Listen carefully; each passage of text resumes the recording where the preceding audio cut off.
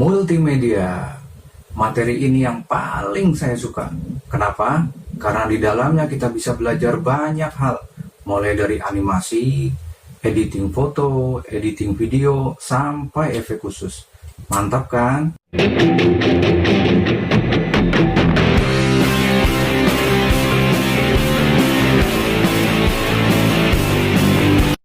Assalamualaikum warahmatullahi wabarakatuh. Bertemu lagi dengan saya Teguh Muryanto. Kali ini dalam mata kuliah Sistem Multimedia. Ya, saya adalah seorang pengajar di kampus swasta di daerah Jakarta Timur, Pondokopi, yaitu Institut Teknologi Budi Utomo atau ITBU, ya, di daerah Pondokopi, Jakarta Timur. Di mana di situ ada banyak jurusan dari mulai teknik sipil, teknik elektro, teknik mesin, ya, kemudian teknik informatika dan sistem informasi. Nah, kebetulan saya mengajar teknik informatika dan sistem informasi. Nah, untuk mata kuliah kali ini adalah tentang sistem multimedia. Ya, jadi kita akan belajar banyak hal nanti. Ini baru opening, baru dasarnya. Ya, nanti di pertemuan berikutnya kita akan bahas lebih dalam lagi. Oke, langsung saja ke materi kita pertama, yaitu tentang definisi multimedia. Ya, kalau kita artikan di sini, multimedia ada dua kata, yaitu multi dan media. Multi itu artinya gabungan, ya, gabungan dari beberapa elemen. Jadi gabungan dari beberapa media yang dimasukkan ke dalam sebuah sistem. Nah, sedangkan media itu sendiri apa? Medianya itu sendiri banyak, ada teks, video, foto, bahkan animasi, nanti efek khusus juga nanti dibahas di pertemuan berikutnya. Nah, itu definisi multimedia. Jadi gabungan dari beberapa media seperti teks, animasi, foto, video yang dimasukkan ke dalam sistem diintegrasikan ke dalam sistem. Kemudian dari definisi tersebut, nah, sebelumnya kita harus tahu dulu nih sejarahnya multimedia itu seperti apa awalnya. Jadi awalnya itu sejarah multimedia berawal dari pertunjukan sebuah teater. Jadi di mana di dalam teater itu ada lighting pada pencahayaan, kemudian ada efek khusus, ada tulisan, kemudian ada si aktor atau pemain yang berperan di situ. Nah, itu awalnya jadi dari pertunjukan teater. Nah, kalau di negara kita di Indonesia mungkin pertunjukan wayang mungkin, ya. Jadi pertunjukan wayang itu termasuk ke dalam awal-awal sejarahnya multimedia. Nah, kalau di tahun-tahun belakangan 1980 dari Apple juga mulai memperkenalkan, yaitu HyperCard, ya, diperkenalkan oleh Apple. Kemudian setelah itu baru IBM juga mengeluarkan seperti PS2 yang untuk bermain game, ya. Itu sejarah multimedia awalnya. Kemudian kita berbicara masalah tentang kategori. Jadi di dalam multimedia itu ada dua kategorinya. Yang pertama ada linear dan ada interaktif. Nah, linear itu apa? Nah, kalau kategori multimedia linear itu adalah multimedia yang tidak dilengkapi alat pengontrol. Maksudnya gimana? Jadi contoh multimedia yang linear adalah ketika kita menonton tayangan live televisi langsung, misalnya siaran sepak bola atau film atau apa, atau bisa juga saat Anda menonton bioskop, ya. Jadi tidak dilengkapi alat pengontrol. Tidak mungkin saat acara saya berjalan kemudian tiba-tiba bisa kita pause atau bisa kita mundurin, bisa kita majuin, nggak bisa, karena tidak dilengkapi alat pengontrol. Contohnya televisi yang menayangkan siaran live atau film di bioskop. Nah, yang kedua apa? Multimedia interaktif. Nah, interaktif ini apa? Multimedia yang kalau tadi tidak dilengkapi alat pengontrol, kalau sekarang dilengkapi alat pengontrol. Contohnya apa? Multimedia yang untuk pembelajaran interaktif seperti yang ada di kampus atau di sekolah. Kemudian ada aplikasi game, ya, yang biasa buat anak-anak bermain game. Jadi kita bisa pause, kita bisa pencet tombol start, stop, sampai exit, ya. Itu yang interaktif. Jadi saya ulang kembali, ada yang linier, tidak dilengkapi alat pengontrol. Yang kedua ada interaktif, dilengkapi dengan alat pengontrol. Nah, kemudian ada aplikasi multimedia. Nah, aplikasi multimedia ini adalah aplikasi yang dirancang atau dibangun dengan menggabungkan beberapa elemen. Seperti yang saya bilang tadi, ada teks, ada animasi, ada suara, sound ya, kemudian audio, kemudian ada beberapa efek khusus lainnya. Ini yang aplikasi multimedia. Nah, contoh kalau dalam bidang multimedia, aplikasinya adalah dalam bidang bisnis misalnya, ya kita sering melihat company profile misalnya, company profile, kemudian ada katalog produk, ya, dimana di situ banyak elemen-elemen multimedia yang dimasukkan dengan tujuan apa? Untuk menarik customer agar lebih tertarik dengan produk kita. Kemudian ya, untuk aplikasi yang kedua di bidang pendidikan, contohnya tentang tutorial atau simulasi pembelajaran, e-learning ya, seperti yang sekarang sedang berjalan. Seperti Anda melihat video saya mungkin, jadi ini termasuk ke dalam aplikasi atau tayangan yang di dalamnya ada unsur multimedia juga. Kemudian yang ketiga, aplikasi multimedia untuk hiburan, contoh aplikasi game ya, film-film animasi. Nah, banyak yang saya bilang terjebak di sini. Terjebak artinya apa? Aplikasi untuk hiburan, tapi malah kita terjebak, bukan terhibur tapi malah masuk terjebak di dalamnya, jadi bukan hiburan. Jadi kita seperti kecanduan gitu loh. Kalau hiburan kan hanya sebatas suka saat waktu senggang, kalau udah selesai ya udah, kan buat hiburan aja. Tapi kalau yang benar-benar kecanduan sampai lupa waktu gitu, sampai sehari semalam main gitu. Nah, mudah-mudahan yang nonton ini enggak.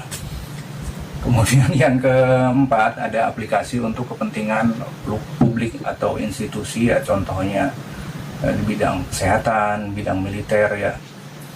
Ada, kalau dengan teknologi sekarang mungkin ada AR dan VR ya, augmented reality sama virtual reality ya. Jadi untuk misalnya kalau di militer untuk latihan perang, kalau di kesehatan untuk belajar membedah sebuah organ tubuh gitu. Jadi dengan maksud untuk pembelajaran ya di institusi atau di publik. Nah, kemudian ada di bidang produksi misalnya untuk rancang bangun pesawat, mobil ya, banyak sekali di situ untuk rancang bangunan ya, ada jadi aplikasi-aplikasi untuk di bidang produksi. Nah, lanjut ke produk konten multimedia. Jadi di dalam multimedia itu, saya ulang kembali, isinya apa, produk konten apa yang bisa dimasukkan. Yang pertama ada teks. Nah, teks itu apa? Tulisan lah ya. Jadi jangan salah, dalam tulisan ini ada ilmunya juga, namanya tipografi ya. Jadi penempatan teks, baik itu font, jenis fontnya, jenis hurufnya, ukurannya, sampai color warnanya pun ada ilmunya nanti kalau di materi desain grafis ya. Contoh, misalnya Anda membuat desain poster atau brosur untuk anak-anak ya, misalnya selamat ulang tahun dengan latar belakang balon atau apa. Nah, tapi kemudian teksnya atau fontnya dengan pilihan warnanya yang seram, font-font yang untuk jenis film-film horor kan tidak masuk, tidak cocok, tidak sesuai. Nah, pemilihan font ini juga harus diperhatikan. Setelah media teks, kemudian yang kedua ada media audio ya, ada suara jadi di situ. Kemudian ada media video, jadi ada beberapa video yang diedit nanti dimasukkan, baik itu video yang pendek untuk opening atau yang untuk endingnya. Seperti tadi saya ada opening ya, ada openingnya itu video pendeknya. Kemudian ada animasi ya, kemudian ada gambar atau grafis atau citra, kemudian ada efek khusus.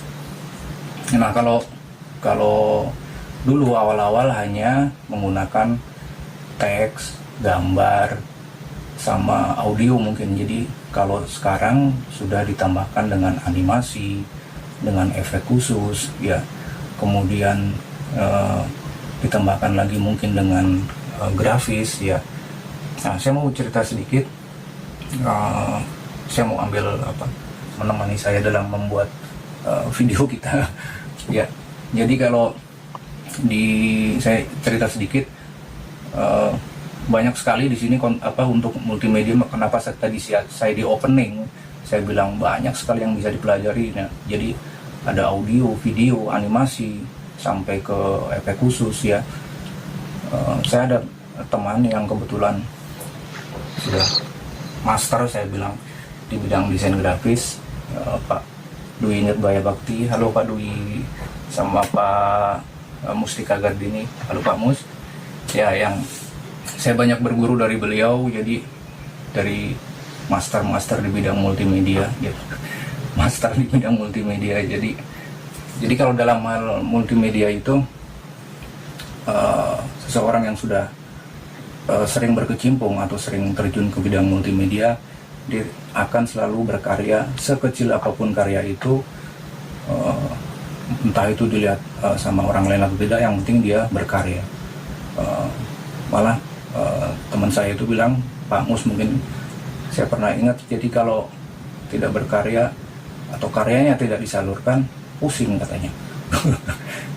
Ya, katanya pusing ya. Jadi nah, itulah jadi seseorang yang memang sudah totalitas di multimedia seperti itu ya, karena di multimedia itu bidangnya banyak sekali dan kita bisa pelajari semuanya, atau mungkin salah satu misalnya untuk yang animasi nanti menjadi seorang animator. Nah, kalau untuk desain nanti menjadi desainer grafis. Nah, kemudian ada efek khusus. Kenapa diperlukan sebuah efek khusus di dalam film? Tahu nggak kenapa dibutuhkan efek khusus? Oh, nggak tahu dia. Jadi nggak tahu. Jadi kalau dalam film, kalau zaman dulu mungkin belum banyak efek khusus ya. Kalau sekarang kan banyak dipakai efek-efek khusus. Ada yang tahu kenapa? Yang pertama, jadi akan menambah keindahan atau daya tarik dari film itu sendiri. Jadi akan lebih wow gitu kalau ngeliat. Kemudian yang kedua, menghemat biaya. Yang harusnya bisa meledakkan gedung dengan biaya miliaran, tapi dengan efek khusus bisa dipermudah, bisa dibikin, budgetnya bisa dibikin low karena dengan efek khusus. Kemudian yang paling penting adalah melindungi nyawa dari si pemainnya atau si aktornya. Nah, Anda bayangkan kalau misalnya saat adegan tapi ternyata si pemain aktornya tetap di situ dan ada ledakan, dia kena ketimpa apa gitu ya. Jadi melindungi dari pemain, nyawa dari pemain, keselamatan dari pemain itu yang penting. Makanya mulai sekarang dibutuhkan sebuah efek khusus. Contoh yang paling gampang, kalau Anda pernah melihat tayangan di TV mungkin yang Super Dede atau Raden Kian Santang yang menggunakan keluar ilmu dari tangannya, yaitu adalah salah satu contoh efek khusus ya. Kemudian ada handphone saya bunyi. Kemudian ada film-film yang lain seperti Dede saat dia jump atau lompat ke atas dengan percikan tanah di bawahnya ya, yang menggunakan efek khusus ya. Jadi itu akan semakin menambah daya tarik dari si penonton. Keren juga ya ilmunya ya, bagus juga efeknya gitu ya. Jadi di luar negeri sana sudah mulai berlomba-lomba, banyak yang menggunakan efek-efek khusus seperti ini karena memang sangat penting dibutuhkan dalam sebuah industri film. Nah, kemudian komponen berikutnya adalah materi berikutnya adalah tentang komponen multimedia. Yang pertama itu ada perangkat keras ya, contoh ya laptop, kemudian ada kamera DSLR, mungkin ada handphone bisa digunakan, kemudian ada yang printer mungkin bisa digunakan untuk mencetak. Kemudian ada juga perangkat lunak, mulai dari software yang dipakai, kemudian software mungkin yang harus di update atau apa, yang sudah expired, yang sudah tidak digunakan, dengan diganti dengan software terbaru ya. Kemudian kreativitas ini yang penting. Nah, kreativitas ini juga saya pakai di dalam pembuatan video ini. Kenapa? Kalau berbicara tadi masalah perangkat keras, kalau untuk pembuatan video ini yang dibutuhkan RAM minimal adalah 4 GB, sedangkan di laptop saya ini hanya 2 GB. Jadi tidak memungkinkan, makanya saya pakai cara yang ketiga tadi, kreativitas. Jadi saya cari software perangkat lunak yang enteng, yang ringan, jadi tidak begitu memberatkan kinerja dari si laptop saya ini gitu. Jadi dalam multimedia wajib untuk dituntut untuk selalu kreatif, atau kreativitas ini wajib dituntut dalam bidang apapun di multimedia. Nah, kemudian software-software apa sih yang dipakai? Ya banyak kalau di keluarga Adobe sekarang ya. Jadi kalau saya bilang keluarga Adobe karena apa? Semuanya sudah dikuasai Adobe, dari mulai audio dikuasai, ada di situ Adobe Audition. Ya, yang dulunya belum ada. Sekarang sudah dikuasai, sudah dipegang sama Adobe dengan nama Adobe Audition. Kemudian untuk desain, untuk edit foto ada Adobe Photoshop, ada Adobe Illustrator. Untuk editing video ada Adobe Premiere. Ya, dari keluarga-keluarga Adobe lah, banyak lah. Kemudian ada untuk efek khusus tadi yang saya bilang ada Adobe After Effects. Ya, untuk pembuatan efek-efek khususnya. Jadi di keluarga Adobe sudah banyak software yang sudah komplit untuk membuat sebuah produk multimedia. Ya. Ada lagi mungkin nanti yang untuk pembuatan objek animasi 3D atau 2 dimensi, 2D atau 3D, nanti akan kita bahas di pertemuan-pertemuan selanjutnya. Oke, tonton terus video-video saya di channel ini. Terima kasih, semoga bermanfaat. Assalamualaikum warahmatullahi wabarakatuh.